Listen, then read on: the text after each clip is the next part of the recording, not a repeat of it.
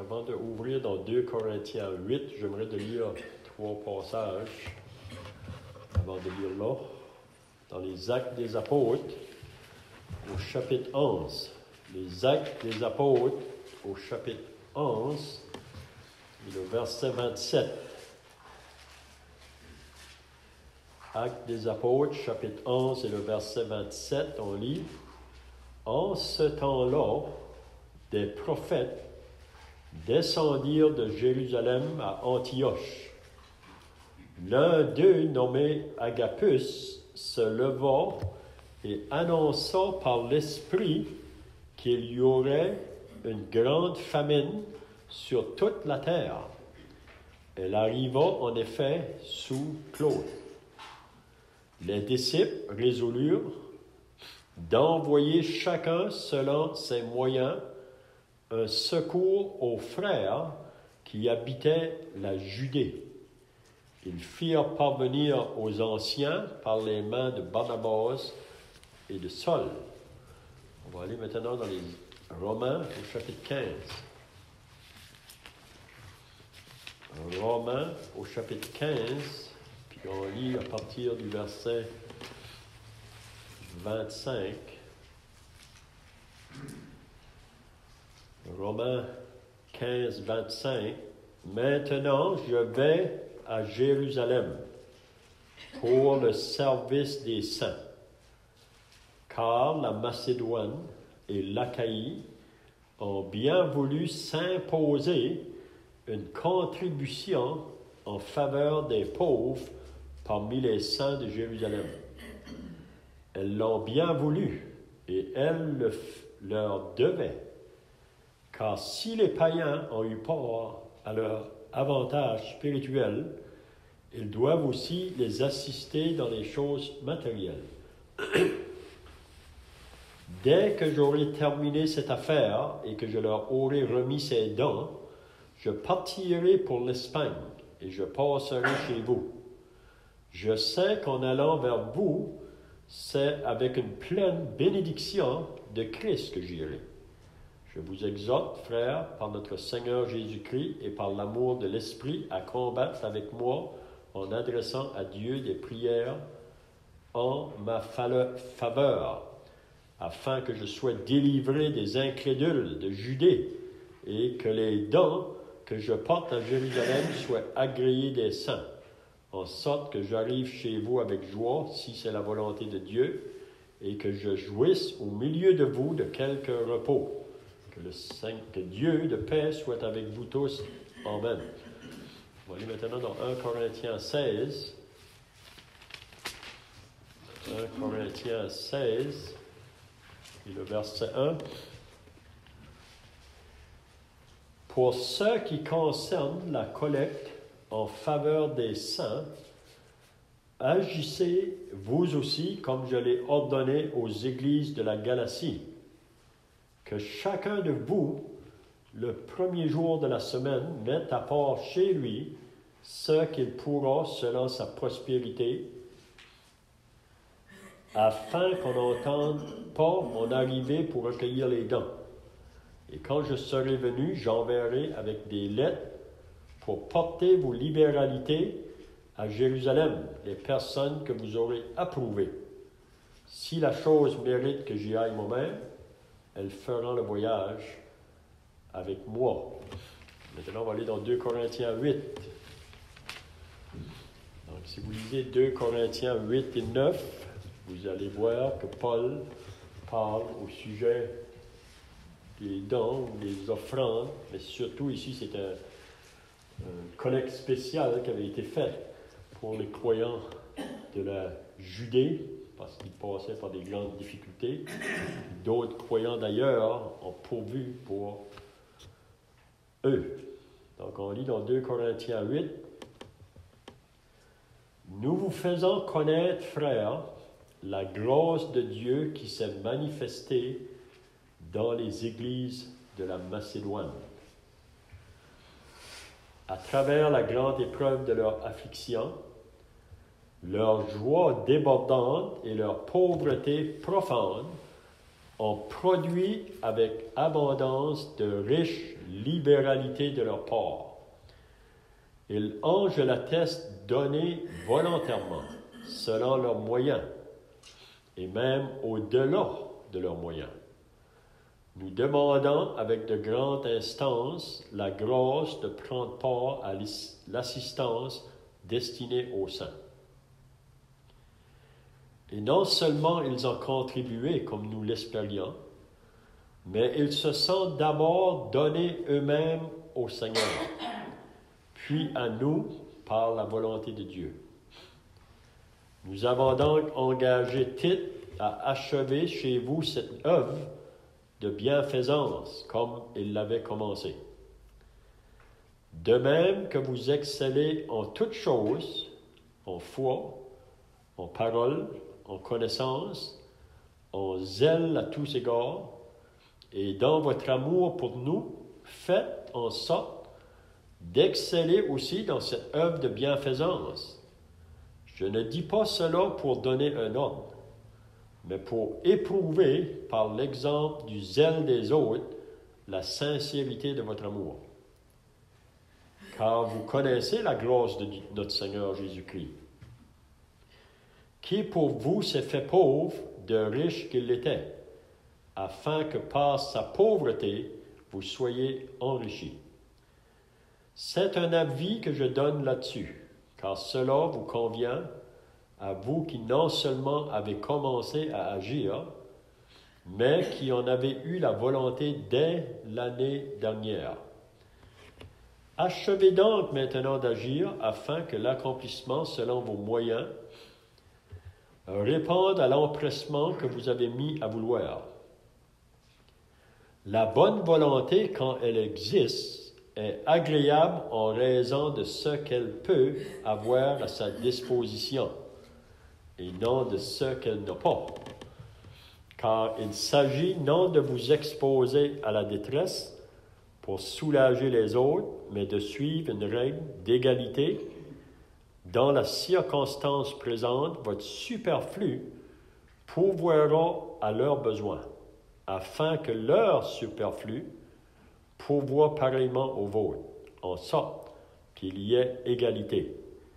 Selon qu'il est écrit, celui qui avait ramassé beaucoup n'avait rien de trop, et celui qui avait ramassé peu n'en manquait pas. Grâce soit rendue à Dieu de ce qu'il a mis dans le cœur de Tite, le même empressement pour vous, car il a accueilli notre demande, et c'est avec un nouveau zèle et de son plein gré qu'il part pour aller chez vous. Nous envoyons avec lui le frère, dont la louange en ce qui concerne l'Évangile est répandue dans toutes les églises. De plus, il a été choisi par les églises pour être notre compagnon de voyage dans cette œuvre de bienfaisance que nous accomplissons, à la gloire du Seigneur lui-même et en son témoignage de notre bonne volonté. Nous agissons ainsi afin que personne ne nous blâme au sujet de cette abondante collecte dont nous avons la charge, car nous recherchons ce qui est bien, non seulement devant le Seigneur, mais aussi devant les hommes.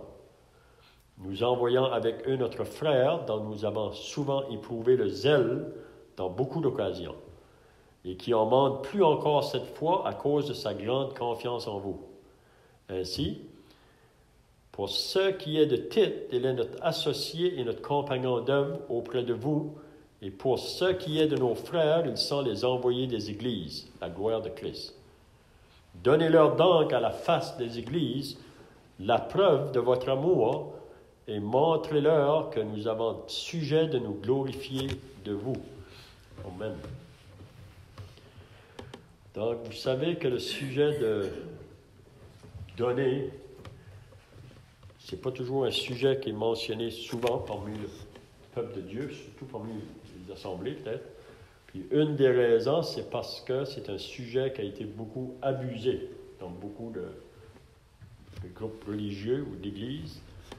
Donc, parfois, les frères sont réticents à parler sur le sujet parce qu'on ne voudrait pas que ça soit comme c'est vu dans le monde aujourd'hui. Mais c'est quand même un sujet qu'il faut bien parler parce que je crois qu'il y a une bénédiction associée à donner. Vous savez, Jésus a dit dans les Actes au chapitre 20, c'est pas là qu'il l'a dit vraiment, mais Jésus avait prononcé ça, qu'il y a plus de bonheur à donner qu'à recevoir. Donc, ce qu'on a vu aujourd'hui, c'est vraiment une collecte spéciale qui avait été faite parce que les chrétiens de Jérusalem passaient par des grandes difficultés à cause d'une certaine famine qui est passée dans ces régions-là. Ça dit que c'était sur toute la terre, mais on voit que les chrétiens à Jérusalem passaient par des difficultés. Puis, vous savez que les gens de Jérusalem, la Judée, c'est eux qui ont été premièrement convertis. Puis, c'est des personnes au début qui se sont données là, pleinement. Même si vous lisez dans les Actes 8, après qu'il y a eu une grande persécution contre l'Église, au début, là, ces personnes-là se sont dispersées partout où ils étaient là. Puis, c'est eux vraiment qui ont été amenés l'Évangile plus loin. Vous savez, l'Évangile devait être premièrement annoncé à Jérusalem, dans la Samarie, dans la Judée et jusqu'aux extrémités de la terre. Donc, c'est pour ça que Paul dit dans Romains 15, en parlant de cette collecte, il dit, en parlant aux autres chrétiens dans les autres provinces, la Macédoine, l'Achaïe, il veut faire comprendre que vous leur devez, parce que si eux vous ont apporté les bienfaits spirituels, donc à leur tour, vous deviez être capable de pouvoir à leurs besoins matériels. On voit que c'est un principe selon la parole de Dieu. Mais vraiment, la question de donner, comme j'ai dit, ce n'est pas des choses qui est beaucoup parlé, mais il y a 2 chapitres complets ici que Paul parle à propos de ça. Chapitre 8 et 9 de 2 Corinthiens. Puis la raison qu'il en parle, c'est parce que il veut vraiment faire comprendre que cette œuvre-là, ça a été fait vraiment selon le Seigneur. Pas pour les intérêts des hommes. Vous savez que les religions aujourd'hui dans le monde, souvent, ils vont abuser du peuple pour satisfaire leurs intérêts, surtout ceux qui dirigent dans ces endroits-là. Mais vraiment, la raison de cette collecte ici, c'est pas vraiment pour les dirigeants.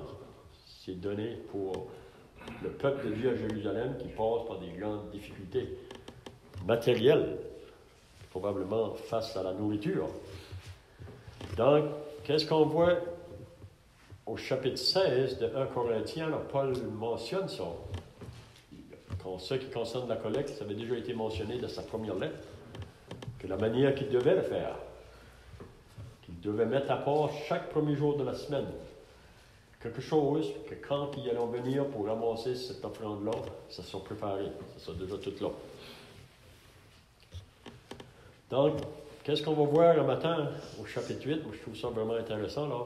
Puis c'est une chose qu'on va comprendre, que si moi, je vais faire quelque chose pour le Seigneur, ça peut être ici concernant une offrande, ou si je vais faire quelque chose dans un service quelconque que le Seigneur me demande, il faut bien comprendre que c'est la grâce de Dieu qui va le produire en nous. Ça ne vient pas de nous-mêmes. C'est vraiment la grâce de Dieu qui agit. La grâce de Dieu agit en ce qui concerne notre salut. C'est ça qu'on lit dans l'Épître à Tite. La grâce de Dieu, source de salut pour tous les hommes, a été manifestée. Puis même la grâce de Dieu nous enseigne à renoncer à l'impiété et aux convoitises mondaines. Donc, tout descend de là, de cette grâce. Premièrement, le salut. Puis ensuite, si on va être capable de faire quelque chose, parce que Dieu n'a pas vraiment besoin de nous pour faire son œuvre, mais il veut nous faire participer dans son œuvre, puis il le fait par sa gloire, puisqu'on ne le mérite pas vraiment. Donc, c'est ça qu'il dit au verset 1 du chapitre 8. En parlant aux Corinthiens, il va dire, « Nous vous faisons connaître, frères,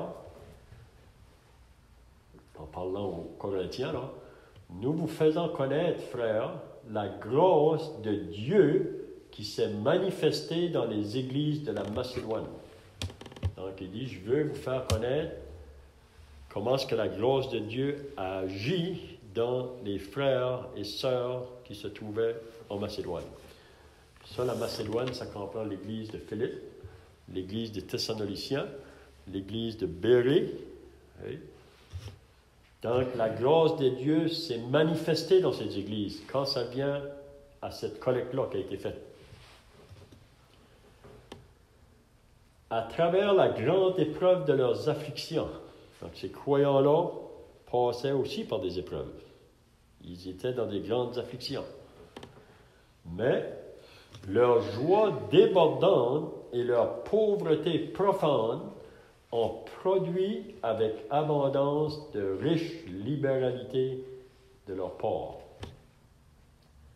Donc, à travers des grandes épreuves, mais il y a une joie qui les accompagnait, même à travers l'épreuve. Vous savez que Jacques nous dit dans le chapitre 1 de Jacques, il dit « Mes frères, regardez comme un sujet de joie les diverses épreuves dans lesquelles vous pouvez être exposés. » Puis il nous dit aussi pourquoi l'épreuve.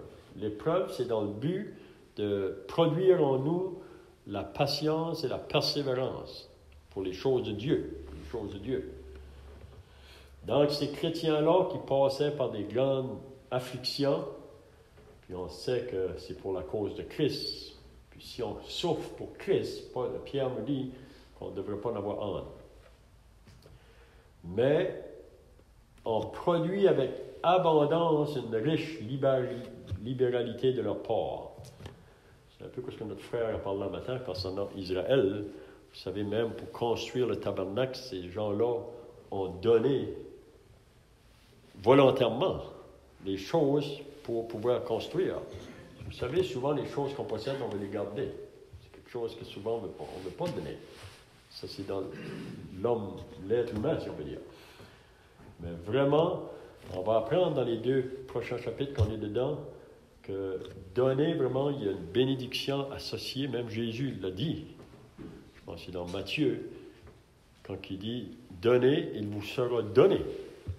Puis la raison, c'est que si on donne pour l'œuvre de Dieu, Dieu va nous donner davantage pour qu'on puisse donner encore davantage. Mais ça vient de Dieu, ça ne vient pas de nous. On voit ça dans toutes les Écritures quand il nous parle de la question des offrandes. Donc, il dit au verset 3, « Et l'ange l'atteste donné volontairement. » Donc, ça n'a pas été imposé. Vous savez, c'est une chose qu'il faut comprendre. Il y a beaucoup de religions aujourd'hui qui imposent 10% qu'il faut donner. Ça, on voit ça sous l'Ancienne Alliance. Mais dans la Nouvelle Alliance, on ne trouve pas ça. Vous savez, on a appelé à donner, mais c'est toujours volontairement, selon nos moyens, selon le désir que le Seigneur nous a mis à cœur pour pouvoir donner. Mais ça ne doit pas être imposé. Puis, vous savez ce que Paul a enseigné dans l'Épître aux Romains au chapitre 12, qu'est-ce qu'il nous dit? C'est fort, c'est plus que le 10% pour moi. Il nous dit, « Je vous exhorte, frères, par les compassions de Dieu, à offrir vos corps comme un sacrifice vivant, saint et agréable à Dieu, ce qui sera de votre part un culte raisonnable. » Donc, il nous dit qu'on devrait se donner tout entier. Donc, pour moi, c'est ce que je comprends là. Vraiment, Dieu demande le 100%, pas les 10%. Ça peut être les différents aspects de nos vies, mais on est prêt à donner pour l'œuvre de Dieu. Donc, il dit, et non seulement ils ont contribué comme nous l'espérions, Paul dit, on en attendait des autres qui lui ont donné, mais ils se sont d'abord donnés eux-mêmes au Seigneur, puis à nous, par la volonté de Dieu. Ça, c'est une chose, que si on va donner, il faut premièrement se donner au Seigneur. Pas à 5%, ni à 10%. On a entendu ça dans les études dernièrement. Le Seigneur veut tout. Vous savez, on lit dans le proverbe, « Mon fils, donne-moi ton cœur. » Puis quand notre cœur est donné, vous savez, ça prend toute notre aide. Si un jeune homme se donne à une jeune fille, il donne son cœur, il se donne tout. Aujourd'hui, on vit dans un monde où, dans plusieurs commerces, on veut que les hommes donnent leur cœur. Ils veulent nous prendre pleinement. Okay? Mais comme chrétien, notre cœur devrait être premièrement au Seigneur. Donc, il dit au verset 6, je vois que le temps passe, « Nous avons donc engagé Tite à achever chez vous cette œuvre de bienfaisance. » Donc, on voit que Tite, n'est pas mentionné souvent, mais on le voit souvent dans le deuxième épître aux Corinthiens. C'était un homme, pour moi, qui était de confiance. Un homme qui était fidèle, même pour confier une collecte.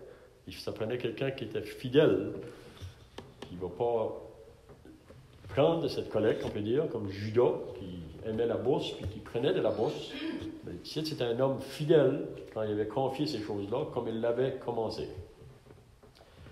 De même, ici, c'est beau, qu'est-ce qu'il dit aux Corinthiens. Vous savez, la première lettre, Paul a repris beaucoup les Corinthiens à cause des choses qui se passaient parmi eux, mais il y a eu une vraie repentance qui s'est produite.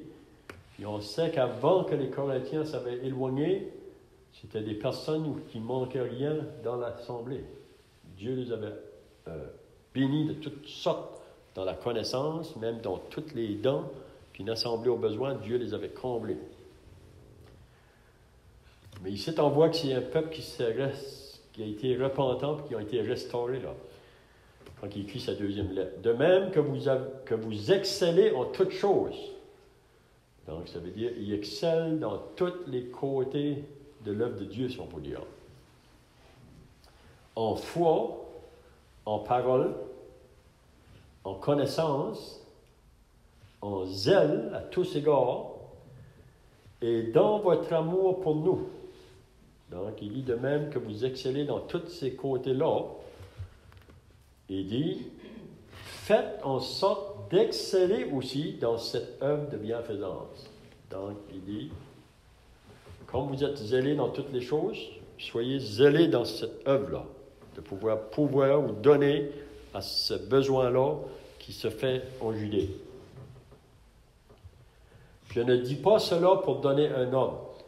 Donc, Paul dit, je ne vous donne pas un homme, mais pour éprouver, par l'exemple du zèle des autres, la sincérité de votre cœur. Donc, Paul le fait d'une manière vraiment, on pourrait dire, ça, gracieux, là.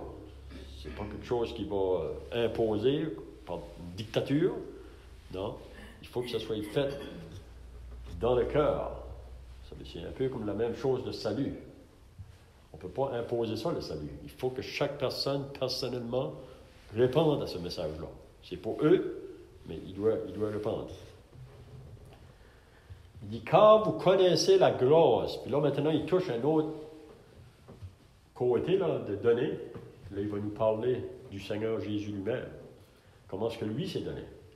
Puis ça, pour moi, on ne peut pas décrire ça à sa pleine profondeur, parce qu'on a la difficulté à comprendre le Seigneur, comment il s'est donné pour nous, ses ennemis, vraiment. Nous qui étions en guerre contre lui. Nous étions des impies, des pécheurs. Mais il dit, car vous connaissez la grâce de notre Seigneur Jésus-Christ. Il dit, vous connaissez ça. Il y a beaucoup de monde qui ne connaissent pas ça, cette grâce-là. Mais vous, les chrétiens à Corinthe, vous connaissez la grâce que le Seigneur Jésus-Christ a manifestée pour vous. Car vous connaissez la grâce de notre Seigneur Jésus-Christ qui, pour vous, s'est fait pauvre.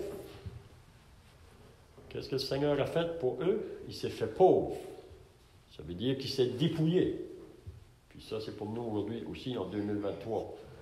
Pour comprendre cette grâce-là que le Seigneur Jésus-Christ a fait pour nous. Qui pour vous s'est fait pauvre, de riche qu'il était, afin que par sa pauvreté, vous soyez enrichis. Donc, si on réalise les richesses, vraiment des compassions que Dieu a manifestées sur nous, on va avoir toute l'éternité pour l'apprécier. Parce que c'est ça que Paul dit même dans Romains 12, là, je vous exhorte, frères, par les compassions de Dieu. Donc, si on saisit davantage ces compassions-là qui ont été faites pour nous, c'est ça qui va nous pousser davantage à vouloir le servir davantage. Il dit, de riche qu'il était, afin que par sa pauvreté, vous soyez enrichis. C'est un avis que je donne là-dessus. Donc, on voit qu'il le fait encore d'une manière bien faite, là. C'est un avis que je donne là-dessus, car cela vous convient à vous qui non seulement avez commencé à agir, parce que les Corinthiens avaient déjà commencé à agir face à cette collecte-là qui allait venir là. Mais peut-être qu'il y a des choses, un obstacle qui est venu pour arrêter la chose. Ça, c'est une chose qu'il faut comprendre dans n'importe quoi. Si on va vouloir faire quelque chose pour le Seigneur, un petit service ou un grand, il y a toujours de l'opposition qui va se présenter. Toujours. Puis c'est pour ça que ça prend de la persévérance. C'est un peu comme Néhémie. Quand Néhémie a eu à cœur de se rendre à Jérusalem pour construire la muraille, il savait, Néhémie, qu'il y a beaucoup d'obstacles en avant. Beaucoup de portes qui sont fermées. Mais il va mettre ça au Seigneur dans la prière. Puis il a prié. Puis c'est 4 mois plus tard qu'il a eu sa première réponse. Quand que le roi a décidé de le laisser aller. Donc ça, c'était une première porte qui devait être ouverte. Tout le long, si vous lisez le livre de Néhémie, on voit ça à mesure qu'il avance. Donc, je vais ça finir. On va finir avec le verset 11. Achevez donc, maintenant. Donc, vous savez, souvent, on peut commencer une chose, mais l'achever, souvent, on manque. C'est de commencer une chose, puis d'aller jusqu'au bout de la chose.